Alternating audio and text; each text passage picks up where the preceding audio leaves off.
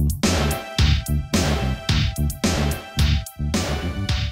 welcome to DVR Club. I'm Associate Editor Marah Eakin with... I'm Copy Editor Gwen Ihnat. And we're going to talk about Grey's Anatomy, dealing with Derek's death. It's called She's Leaving Home. All right, so let's move right into our top storyline of the week. Derek's dead.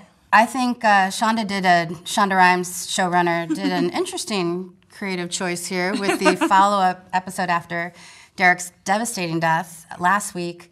Now we have this 2-hour it did saga. Not need to be 2 hours.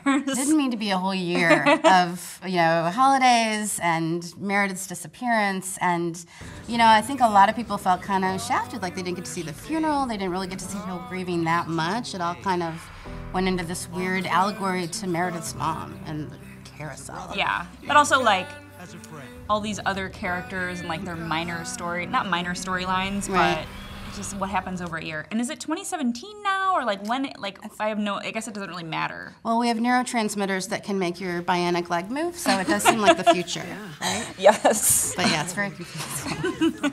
Well, Emmy season's coming up. Got to turn all those reels in. So we got to pick our showboats of the week. It's like a fleet of showboats. This really. whole show is just like acting. Like it was like everyone's like Emmy. Right. Tape. Everything is Emmy submission. It's like volumes of Emmy worthy. So who's yours? I hope I'm saying her name right. Caterina Scorselloni. Amelia. Something. Amelia. Let's just call her Amelia. I know that Shonda Rhimes likes this performer a lot. So to no one's surprise, when Derek dies, she's putting up a hard front because she's in denial. And Owen goes to her house and sees that she's clutching this bag of Oxy, that she might fall off the wagon after 1,300 days of sobriety. You're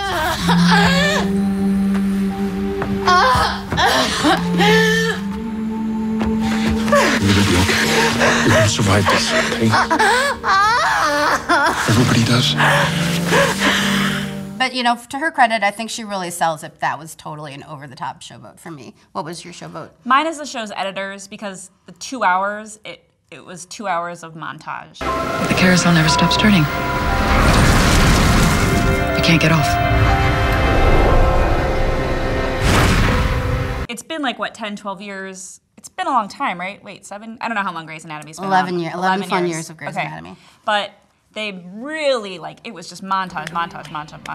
Like, my DVR ate it and I had to watch it on the computer, and it was just like sitting through, like, every commercial break thing was just like 70% montage. Right. And then, yeah, how many times can we see that little girl with the doll? And the blood on the ground. The carousel. Oh, I hate carousels now. I always hated them. It's not Grey's Anatomy without a bunch of music, so we have some sound decisions that we're gonna make. Yeah, that's kind of been Shonda Rhimes' thing, where she uses a lot of these songs. But she's broken like a lot of songs. Yes. Like that's the big credit to this. She basically kind of broke the fray and like kind of broke Snow Patrol to like a wider audience. This song in particular was in the classic second season finale of Denny's death. Chasing Cars. Chasing Cars, and it made the song a hit, actually. We don't need anything or anyone. Now it's kind of more upbeat, or just like we're learning to live again, live some more, something like that. Inanimate object of the week. I'm gonna go with the scrub cap. I got into Grey's Anatomy actually after the first season, but it's because I got the first season DVD for like $6 at Best Buy or something, and like I always thought the ferry boat stuff was really nice. And I've been to Seattle, and the ferry boats are really nice. So when she puts on that cap, it felt like a nice kind of comeback, but also very sad. Also, does he just have one? Like, has he had one cap for like 10, 12 years?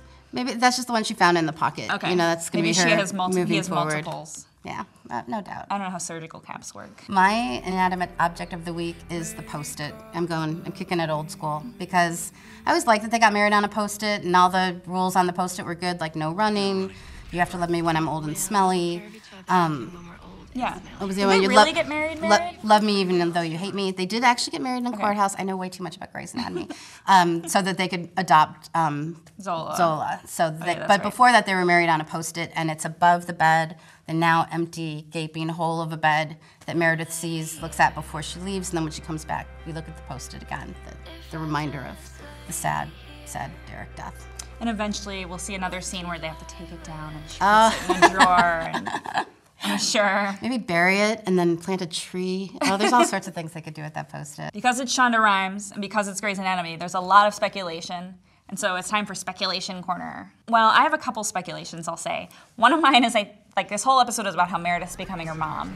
Or how she's like her mom, but then her mom like ran away, but then is Meredith but Meredith learned that she can do it, or I don't know. But I think she might get Alzheimer's, just like her mom, which is really positive and uplifting. I also think we're gonna eventually have to see her and some other dude, but you have a feeling as to who that dude might be. I think it's pretty obvious to all of us that Alex and Meredith are headed to become a couple, which is weird. And they've had such a nice relationship over the years. Like they're why such can't good they just be friends. friends? I know they're such good friends, but you can just tell. Like Joe, his girlfriend was only in one of those flashbacks. You know, and he's calling Meredith all the time. He's identified as her husband. Remember when he goes into the hospital to see her? Your husband is here.